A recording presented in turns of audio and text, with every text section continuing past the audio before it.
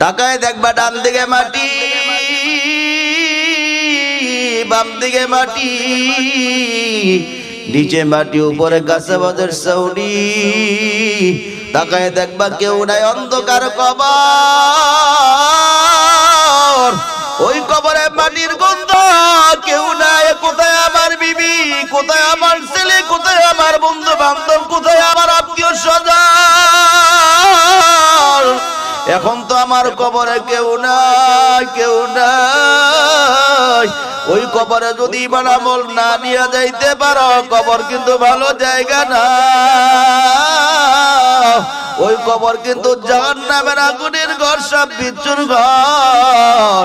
আল্লাহ নবী বলে, গুনাহগার হইয়া যদি কবরে যাও, কবর আসিয়া তারে আল্লাহ রসুল বর্ণনা করতে দিয়া বলেন, ডিমের উপরে যদি পাথর দিয়া চাপা দিলে ডিমের যে অবস্থা হয়। গুনাহগার মানুষকে কবর দুই দিক থেকে আসিয়া এমন জোরে চাপ মারবি, শরীরের হাড়গুলা মসমস করে ভেঙে চুরমার করে দেওয়া হবে। তাকায় দেখবে অন্ধকার কবরে কানা, চোখেও দেখে না, কানও শুনে, একজন ফেরেশতা আসিয়া এমন জোরে আঘাত করবে, শরীরের একটা আঘাতের কারণে 70 গজ মাটির নিচে নেওয়া হবে। ওটাই আবার আঘাত করবে, আবার 70 গজ মাটির নিচে নেওয়া হবে। জাহান্নামের কালো আগুন গুলো দাউ দাউ দাউ দাউ করে জ্বলা শুরু হয়ে যাবে। তুমি কান্নায় ভেঙে পড়বা, জাহান্নামের সাপ বিচ্ছুগুলা শো শো করে আসিয়া তোমারে পাকড়াও করবে। যতই কানবা, তোমার কান্নার আওয়াজ কেউ শুনবে না।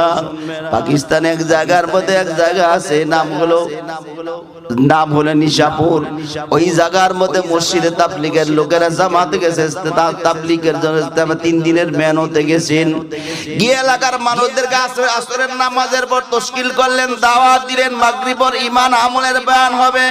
তাকায় দেখতে পেলে একজন যুবকের 2টা পা নাই। ওই যুবক বলতে লাগলো, হুজুর আমি তো মুসলমান, আপনারাও মুসলমান, আপনারা ঈমানের দাওয়াত দেন, আমলের দাওয়াত দেন, কিন্তু কবর সম্পর্কে আমার থেকে বেশি আপনারা জানেন না। আমি সশরীরে দেখছি, জোরে কোন আল্লাহু আকবার।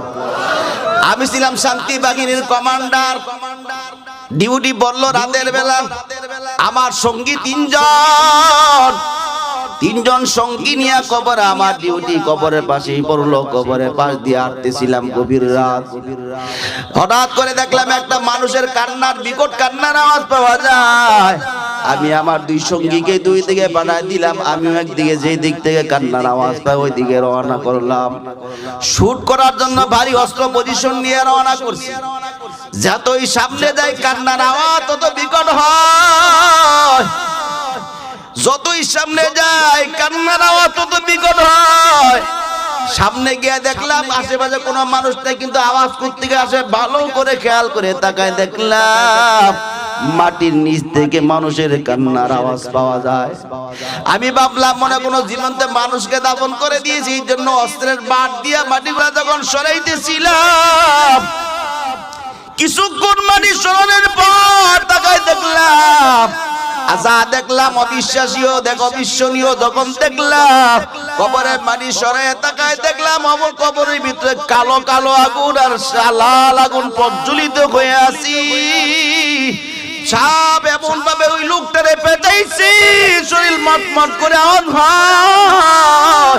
তার কপালের মধ্যে আর পায়ের মধ্যে 2টা উই পোকার মতো যখন এক সমানে কামড় দেয়, কামড় দেওয়ার সাথে সাথে ওই মৃত ব্যক্তির শরীরটা আগুনের মতো লাল হয়ে যায়। আমি ভাবলাম মনে হয় তার এই পোকারা কষ্ট দিতে, এই জন্য শুট করার জন্য যখন পজিশন নিলাম, তাকায় দেখলাম কবরের ভিতরে সাপ নাই, কিচ্ছু নাই, কবর ফাঁকা ফাঁকা, লাশটা পড়ে আছি। আমিও আশ্চর্যিত হইলাম। এবার মাথা উঁচু করে তাকায় দেখলাম পায়ের মধ্যে আর মাথার মধ্যে যে 2টা উই পোকা ছিল, ছোট ছোট উই পোকা গুলা রাগ হইয়া ফুসফুস করতে করতে আমার দিকে দৌড়ে আসতেছে, মুখ দিয়ে আগুনের স্ফুলিঙ্গ বের হচ্ছে। আমি দেখে পেরেশান হইয়া অস্ত্র মস্ত্র ফালাই দিয়া ভয়ে দৌড়ে শুরু করলাম। দৌড়াতে দৌড়াতে উপায় না দেখা পানির মধ্যে, বিলের মধ্যে ঝাঁপ দিয়া নামলাম। নামার পর তাকায় দেখলাম ওই পোকা দুইটা পানির মধ্যে নামে না, পানির কিনারা ইসা আমার দিক তাকা ফুসফুস করতেছে আগে। আমি পানির আরো গভীরে চলে গেলাম, বুক পর্যন্ত তলায় গেলাম। তারপরে দেখি ওই দুইটা পোকা পানির মধ্যে জোরে ফোঁস করে আগুনের স্ফুলিঙ্গ পালায় যখন শ্বাস পালাইল, তাকায় দেখলাম গোটা বিলের পানিগুলা পানি গরম হইয়া টকবক করে ফুটা শুরু হয়ে গেছে। তারপরে আমার কোনো খবর নাই, আমি অজ্ঞান হয়ে গেলাম। যখন আমার জ্ঞান ফিরে আসলো দেখলাম আমেরিকায় সেনাবাহিনীদের যে অত্যাধুনিক হসপিটাল, ওখানে আমার পা দুইটা কাটা। আমি বেহুশ হয়ে পেলাম, বারবার কাঁদতেছিলাম, পা কেন কাটলা? লোকেরা বলল তোমার পা দুইটা পুরো আংরা হয়ে গেছে, এই জন্য পা ফেলে দিয়েছি। ও হুজুর, আপনি আমার কি বর্ণনা করবেন? আমি তো কবর হালত সরাসরি দেখে আসছি। ও আমার যুবক ভাইরা, বৃদ্ধ বাবারা, আল্লাহ বুঝি পারবে না তোমাকে এক ফোঁটা নাপাক পানি দিয়া তৈরি করে দিয়ে হাত পা বানায় সব সুন্দর করে বানায় দেওয়ার পর ওই কবর রাখার পর ওখানে পচা গলার পর আবার পূর্ণভাবে জীবিত করার ক্ষমতা বুঝি আল্লাহর নাই? ওরে আল্লাহ করা বেশি দিন আগের ঘটনা, 1 বছর আগের ঘটনা। কুমিল্লা কংসনগরে একজন ইমাম সাহেব মারা গেল। মারা যাওয়ার 9 মাস পর তার কবর উপর দিয়া সরকারি রাস্তা যাবে, আর যেই রাস্তার মাপজোক চলতেছে, কার্যক্রম শুরু হয়ে গেল। রাতের বেলা স্বপ্নে যোগে এলাকার কয়েক মানুষকে স্বপ্নে দেখাইতে পাইল এই জায়গা দিয়া আমার উপর দিয়া কবর রাস্তা যাবে, আমার তো থাকতে কষ্ট হবে, এই জায়গা থেকে আমারে সরাও। এই ঘটনা শোনার পর সবাই কয়েকজন এই স্বপ্ন দেখার পর ইমাম সাহেবের সাথে পরামর্শ নিলেন। ইমাম সাহেব বললেন, সবাই মিলে যেহেতু দেখছো অবশ্যই সত্য ঘটনা, চলো কবরটা ঘুরে দেখি। আল্লাহর গোলাপ যখন সব মানুষ মিলে, এখনো ইন্টারনেটে চাপ দিলে পাইবা, আল্লাহর গোলাপ কবর থেকে সবাই মিলে যখন মাটিগুলা সরাইতেছিল, সরায় তাকায় দেখলো এখনো পর্যন্ত ইমাম সাহেবের শরীর পর্যন্ত দূরে তার কাপড়ের মধ্যে ময়লাও লাগে নাই। জোরে কোন আল্লাহু আকবার। ওরে আল্লাহর গোলাপ যুবক ভাইরা, কোন দিকে রওনা করছো? কি চিন্তা করছো? অন্ধকার কবরে কি নিয়ে যাইবা? অন্ধকার কবরে কি আমল নিয়ে রওনা করছো? গুনাহ মাফ তো করাইতে পারো নাই, তওবা করার সুযোগ পাও নাই। হতে পারে তোমার আজকের দিনের শেষ সুযোগ হয়ে যাইতে পারে। ঘুমটা রাতের ঘুমটা শেষ ঘুম হতে পারে জীবনের শেষ এশার নামাজ আদায় করছো, ফজর নামাজ পড়ার সুযোগ না হতে পারে। ঠিক কিনা জোরে কর। ওরে আল্লাহর গোলাপ, বড়টারে বোঝা, বড় গুনাহ নিয়ে কবরে যাব, তওবা আল্লাহর কাছে করো, গুনাহের জন্য কাঁদো। আল্লাহ জানায় দিলেন, কুল ইন্না সলাতি ওয়া নুসুকি ওয়া মাহইয়ায়া ওয়া মামাতি লিল্লাহ।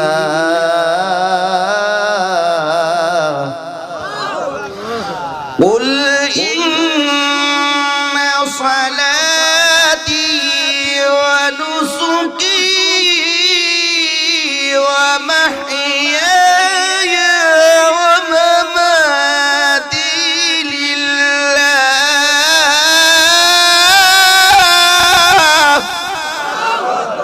ومحياي ومماتي لله رب العالمين। মুসলমানি বুয়াদ গর্দন হাদা ইমানে খুদ বদস্তে খাজ বাদন দর সুরত আদমি ইনসাবুদে আহমদাবু জালুহা মেক সাবুদে। আল্লাহ জানাই দিলে পয়গম্বর দুনিয়ার মানুষকে আপনি জানাই দেন, আমার নামাজ, আমার কুরবানি, আমার জীবন, আমার মনন যা কিছু হবে লিল্লাহি রাব্বিল আলামিন। কার জন্য? নামাজ পড়বো কার জন্য? রোজা রাখবেন কার জন্য? হজ করবেন কার জন্য? দুনিয়ার মানুষকে দেখানোর জন্য হবে না কোনো ইবাদত। দুনিয়ার মানুষকে দেখানোর জন্য যদি ইবাদত হয়, ওই ইবাদত করনেওয়ালা ব্যক্তির নাম হবে মুনাফিক। এই জন্য কিয়ামতের ময়দানে হাজার কোটি মানুষ বছরে বছর হজ করছে, 5 ওয়াক্ত নামাজ জামাতে পড়তো, তারপরে রমজানে রোজা রাখতো, বেশি বেশি নফল নামাজও পড়তো, কিন্তু কিয়ামতের ময়দানে মুনাফিকদের কাতারে খাড়াইব। দুনিয়ার মানুষ গোলামি করবে কার? একটু রাতের বেলা শুয়ে চিন্তা ফিকির করে দেখো, অন্ধকার কবরে যাওয়া লাগবে রাতের বেলা বিছানার মধ্যে পিঠটা লাগাইয়া, একটু বিছানার মধ্যে পিঠটা ঠেকাইয়া একটু চিন্তা ফিকির কইরা দেখো অন্ধকার কবরে তুমি কি নিয়ে রওনা করছো। হাত দিয়া চিন্তা ফিকির করে দেখো, হাত দিয়া কত মানুষের উপরে জুলুম করছো, আঘাত করছো, পা দিয়া কত গুনাহের দিকে গেছ, এই জবান দিয়া কত গুনাহের কথা বলছ, চক্ষু দিয়া কত গুনাহ চিন্তা করলা, পা দিয়া কত গুনাহের দিক দৌড়াইলা, অন্তর দিয়া কত গুনাহের চিন্তা করলা। আল্লাহর গোলাম একটু ভাবো, একটু চিন্তা ফিকির করে দেখো, ওই অন্ধকার কবরে কি নিয়ে যাইতেছ? আল্লাহর দরবারে গুনাহের জন্য তো কাঁদতে পারো নাই, তওবা করার সুযোগ পাও নাই। আল্লাহর দরবারে গুনাহ নিয়ে যাইবা, এই গুনাহ পাপাই পাপিষ্ঠ মুখ নিয়ে আল্লাহর দরবারে কেমনে যাইবা? একটু মনটারে দিলটারে নরম করে মনেরে বুঝা মন, অন্ধকার কবরে গুনাহ নিয়ে গেলে তো কোনো উপায় নাই। কবর কিন্তু ভালো জায়গা না, জাহান্নামের আগুনের ঘর। সাপ বিচ্ছুর ঘর বড়, জাহান্নামের আগুনের ঘর ভালো জায়গা না। আল্লাহর নবী বলে কবর দৈনিক 40 বার মানুষকে ডাইকা বলে, আদম সন্তান আমার ভিতরে যদি আসো তাহলে ঈমান আমল মজবুত করে কবরে আসো, না হলে কিন্তু তোমার সাথে ভালো ব্যবহার করব না। আমার ভিতরে আসার আগে ঈমান আমল মজবুত করে তারপরে কবরে আসো, ঠিক কিনা জোরে কর। কবরে যাওয়া লাগবে নি? ও তুই এই দুনিয়ার মায়ায় পড়ে করছ কত বাহানা, এ যে নয় তোরা আসল বাড়ি, কবর যে তোরা আসল ঠিকানা। ও তুই এই দুনিয়ার মায়ায় পড়ে করছ কত বাহানা, এ যে নয় তোরা আসল বাড়ি, কবর যে তোরা আসল ঠিকানা। কবর পথের যাত্রী তুমি, একই পথের প্রতিগামী। কবর পথের যাত্রী তুমি, একই পথের প্রতিগামী। তুমি আমি কেউ রব না, তুমি আমি কেউ রব না, দিতে হবে রওয়ানা। এ যে নয় তোরা আসল বাড়ি, কবর যে তোরা আসল ঠিকানা। ও তুই এই দুনিয়ার মায়ায় পড়ে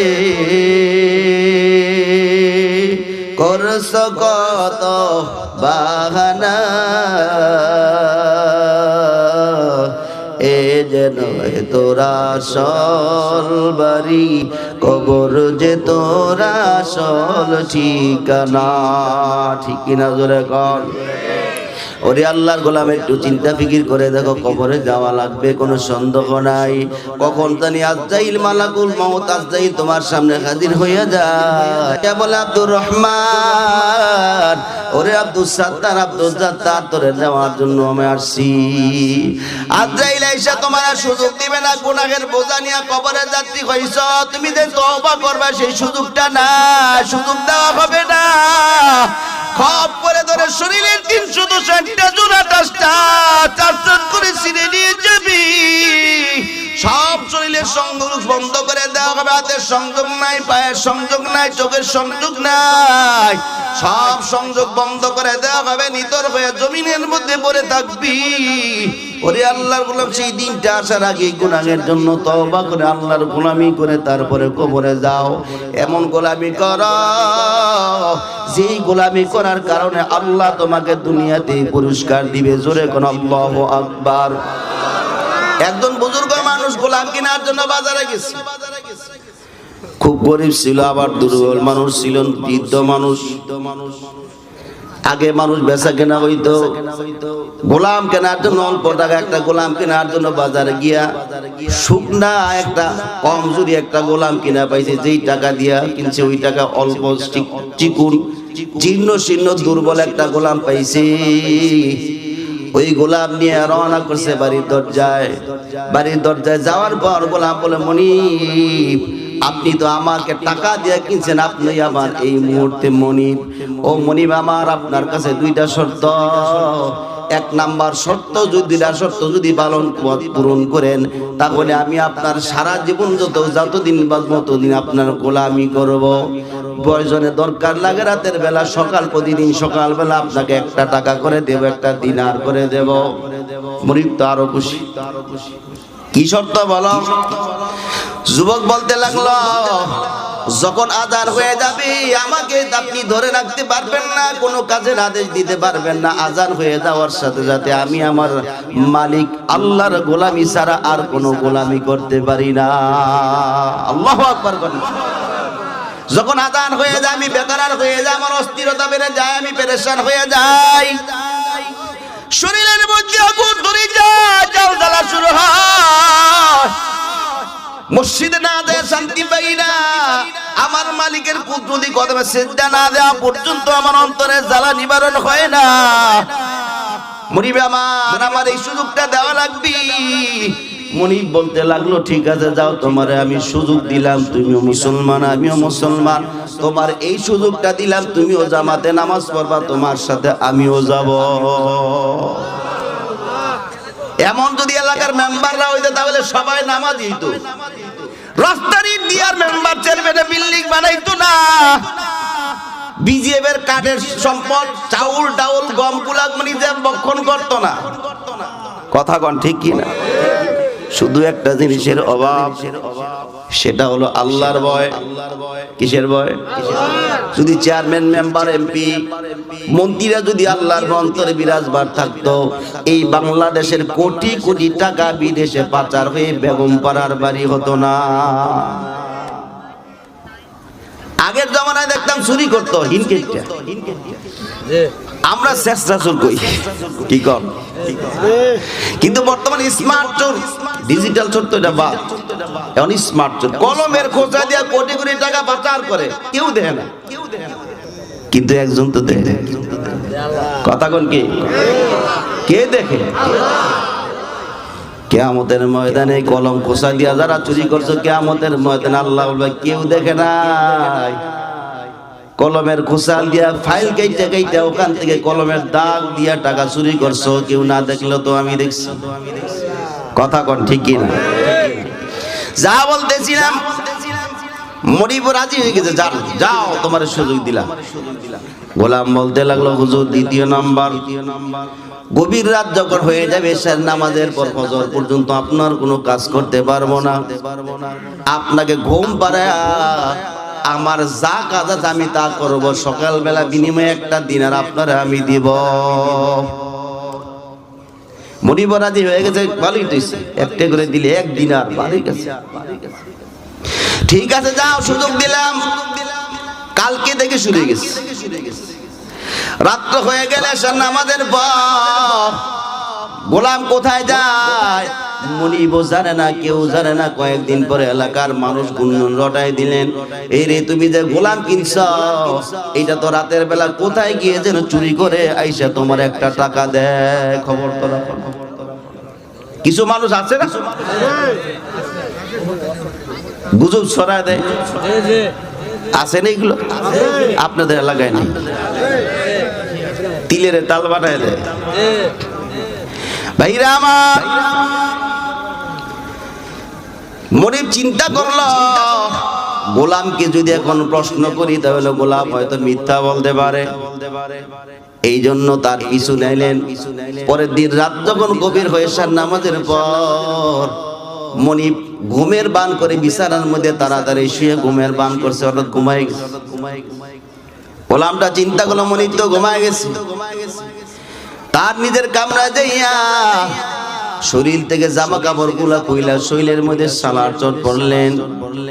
সালার চট পরে একটা রুমাল কাঁধের মধ্যে লইয়া আল্লাহর গোলাম ঘরের দরজা দিয়া বের হয়ে বাড়ির আঙ্গিনা থেকে পার হয়ে এরিয়ার বাইরে আসমানের দিক তাকায়া নিঃশ্বাস নিয়ে বলতে লাগলো, লা ইলাহা ইল্লাল্লাহ। জোরে জোরে বলেন, লা ইলাহা ইল্লাল্লাহ, লা ইলাহা ইল্লাল্লাহ। এইটা কার জিকির? কোন পীরের জিকির? সরমনাইর, উজানির, সারসিনার, দুনিয়ার কোন মানুষের না। জিকির কার? কিছু লোকেরা দাওয়াত দেখে সরমনাইর জিকির, কিছু লোকে উজানির জিকির। আসলে জিকির কোন দলের না, কোন পীরের না। জিকিরটা কার? নামাজের কথা কোরআনুল কারীমে আল্লাহ ৮২ বার বলছে, জিকিরের কথা আল্লাহ ৫৪ বার বলছে। সুবহানাল্লাহ কইবেন না? কারণ আল্লাহকে, আল্লাহর মুহাব্বত বাড়ানোর জন্য আর আল্লাহর সাথে গভীর সম্পর্ক বাড়ানোর জন্য জিকিরের থেকে দামি আর কিছু নেই। আর আল্লাহর সাথে মিলাই দেওয়ার জন্য নামাজের চেয়ে বড় ইবাদত নেই। আল্লাহ কবুল করে, জোরে কোন আমিন। পিছন দিক থেকে মনে ভাবে রয়ে গেছে, কই যায় খবর লই। চলতে চলতে চলতে চলতে মনি পিছনে পিছনে আর যায় মরু প্রান্তর। গোলাম হাঁটতেছে। অনেকক্ষণ হাঁটার পর নির্জনতা বিরাজ করতেছে, কিচ্ছু দেখা যায় না। আশেপাশে কোনো বাড়িও নাই, কিছু নাই, কোনো লোকারণ্য নাই। নিজের কাঁধ থেকে রুমালটা টান দিয়া নামাইয়া যারা দিয়ে জমিনের মধ্যে বিছাই দিয়া আল্লাহু আকবার বলে নামাজও দাঁড়ায় গেছে। জোরে কোন আল্লাহু আকবার। আল্লাহর গোলাম নামাজ পড়া শুরু করলে, নামাজের পর নামাজ, রুকুর পর রুকু, সিজদার পর সিজদা। মনিব তাকাই দেখি এত সুন্দর করে নামাজ পড়ি আমার গোলাম, এত সুন্দর করে তেলাওয়াত করতেছে, এত সুন্দর করে রুকু দেয়, এত সুন্দর করে সিজদায় পড়ে থাকে। কত তার সিজদার মধ্যে কত সুন্দর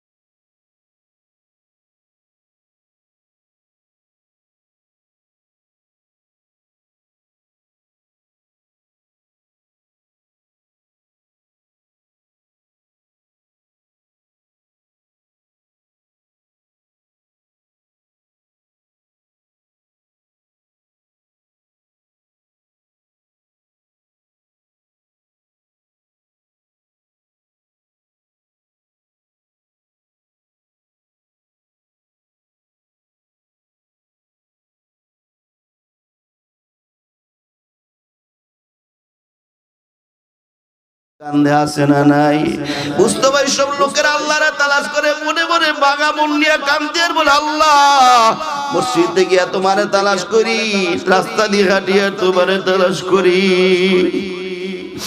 ওরে মালিক তোমারে যেই জায়গায় আমি হাঁটি, বাজারে যাই, ওখানে তোমার খুঁজি, সব জায়গায় যাই তোমারে তালাশ করি। উদানির ময়দানে যাইয়াও তালাশ করি, টঙ্গীর ময়দানে যাইয়া তালাশ করি, সরমুনার ময়দানে গিয়া তালাশ করি, আল্লাহ ওয়ালাদের মিলন মেলায় গিয়া তালাশ করি, কোরআনের ময়দানে গিয়া তোমারে তালাশ করি। আল্লাহ তোমার প্রেমের যন্ত্রণা এত মজা,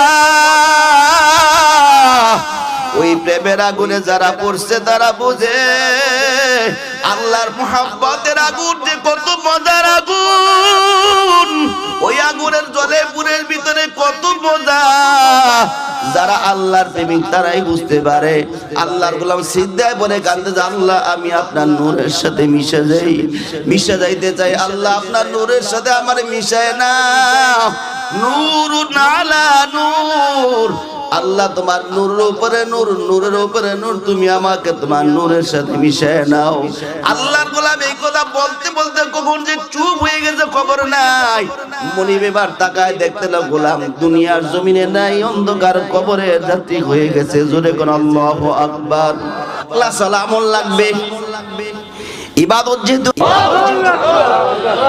ইয়া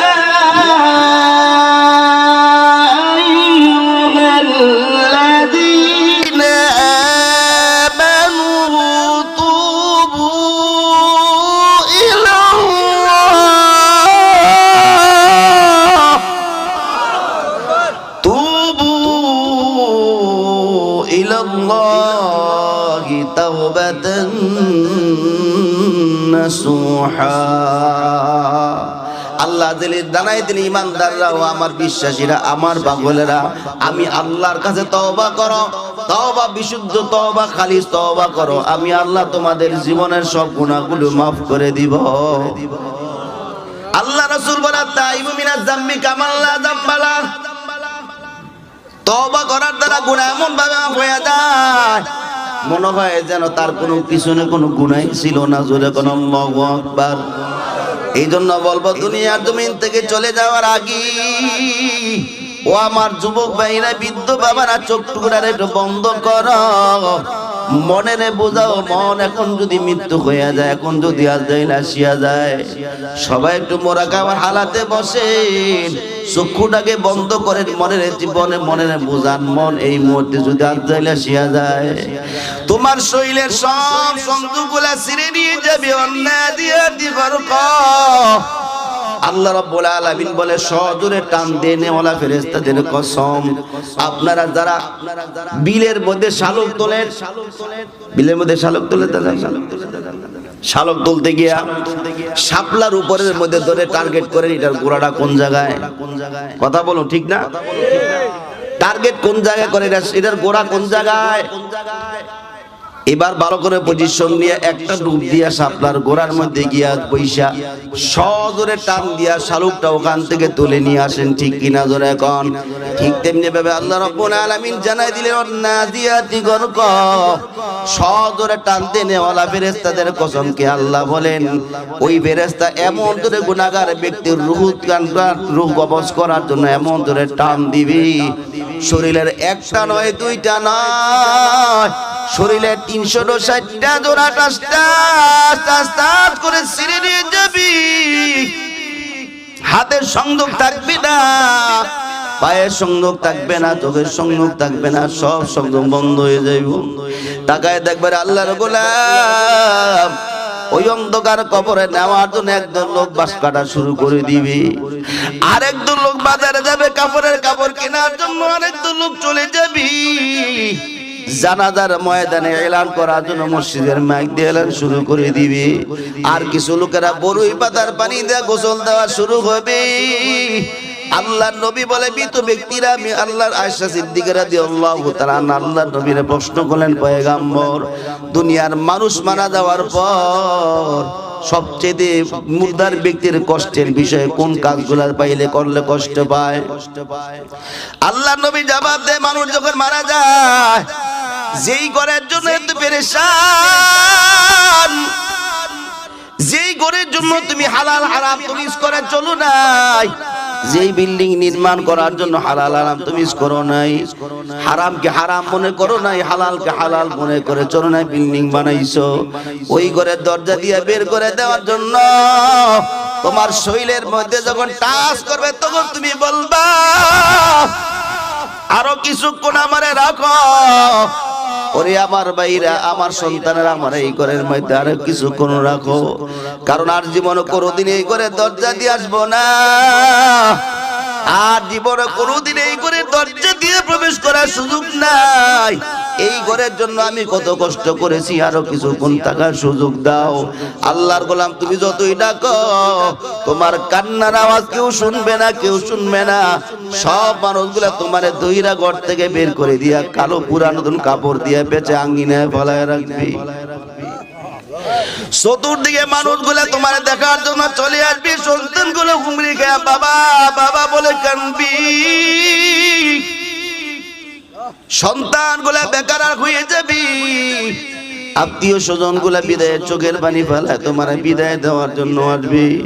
টাকায় দেখবা আয়োজন শুরু হয়ে গেছে, বড়ই পাতার পানি গরম করা শুরু হয়ে গেছে। মসজিদ থেকে কালো রঙের মশারির মধ্যে ঢুকাইয়া শরীরের জামা দামি দামি কাপড় গুলো বেলিট দিয়ে কেচি দিয়া যখন কাটা শুরু করবি তখন তুমি বলবা আমার আর শরীরের মধ্যে জামাটা আরো কিছুক্ষণ রাখো। জীবনে কোনোদিন তো আর এই জামা কাপড় পরার সুযোগ হবে না, কারণ আমি আমার কষ্টের টাকা দিয়ে আমি জামা কাপড় পরেছি, আর পরার সুযোগ নাই। আরো কিছুক্ষণ আমার জামাটা শরীরে রাখো, তোমার কথা কেউ শুনবে না, কেসি দিয়া প্লেট দিয়া শরীর থেকে জামা কাপড় গুলা খুলিয়ে নিয়ে যাবে। এবার তোমারে গোসল দিয়া বড়ই পাতার পানি দিয়া গোসল দেওয়ার পর তিনটা কাপড় চকলেটের মতো করে পেঁচাইয়া চার বেড়ার পালকির মধ্যে লিয়া জানাজার ময়দানে গিয়ে তোমার শরীর থেকে মুখ থেকে কাপড়টা খুলে দেওয়া হবে। আল্লাহ নবী বলে মুর্দার ব্যক্তি আরো কান্নায় ভেঙে পড়ি, মুর্দার ব্যক্তি কান্দে আর বলে আমার এলাকাবাসী ও আমার আত্মীয় স্বজন ছেলে সন্তানেরা আমারে ভালো করে দেখালো, আর জীবনে কোনোদিন তো তোরা দেখবি না, আমিও তোদেরকে দেখবো না। আরো কিছুক্ষণ আমারে দেখালো, আর জীবনে কোনোদিন তো তোরা আমারে দেখবি না, আমিও তোদেরকে আর দেখবো না। ও আমার ভাইরা, আমার যুবক বাবার এলাকাবাসী ভাইরা, বন্ধু বান্ধবরা আমারে দেখালো, আর জীবনে কোনোদিন দেখা হবে না। আরো কিছুক্ষণ আমারে দেখালো, মুখের বাঁধনটা এত তাড়াতাড়ি তোমরা আমারে ডেকে দিও না। ওরে আল্লাহর গোলাম, যারা যার নামাজ পড়ে দুইজন লোকের কাঁধের মধ্যে দিয়ে, চারজন লোক কাঁধের মধ্যে দিয়ে কবরের ডান পাশে নামাইয়া দুইজন লোক লাভ দিয়া কবরে নামবে, তাকায় দেখবা দুইজন লোকের সহযোগিতা তোমার কবরের মধ্যে রাখছি। লাগবে তখন দোয়া পড়বে সবাই বিসমিল্লাহি ওয়া আলা মিল্লাতি রাসূলিল্লাহ, আল্লাহ আল্লাহ তোমার নামে মিল্লাতে রাসূলের উপর তোমার রেখে গেলাম। কিন্তু দুনিয়ার জমিনে চলছে অমুক দলের নেতার আদর্শে আদর্শিত হইয়া কবর রাখার পর রহমাতুল আলামিন আদর্শ পরিচয় দাও, তুমি তো মুনাফিক, তুমি তো মুসলমান দাবি করতে পারো না, কারণ দুনিয়ার জমিনে চলছে অমুক নেতার আদর্শ আদর্শিত হইয়া আরেক দলের নেতার আদর্শ বাস্তবায়ন করতে গিয়া অন্য দলের কর্মীদের মাথার মধ্যে আঘাত করেছো, ঠিক কিনা জোরে কন।